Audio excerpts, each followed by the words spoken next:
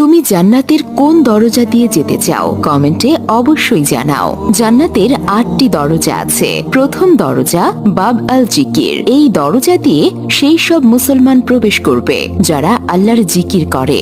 দ্বিতীয় দরজা বাব আল ইমান। এই দরজা দিয়ে সেই সব মুসলমান প্রবেশ করবে যাদের আল্লাহর উপর প্রকৃত ইমান আছে।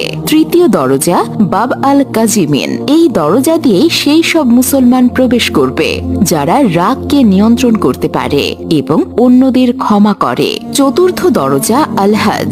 এই দরজা দিয়ে সেই সব মুসলমান প্রবেশ করবে যারা আল্লাহর সন্তুষ্টির জন্য হজ করেছে। পঞ্চম দরজা আল রায়ান। এই দরজা দিয়ে সেই সব মুসলমান প্রবেশ করবে যারা আল্লাহর জন্য রোজা রাখে। ষষ্ঠ দরজা আল সাদাকা।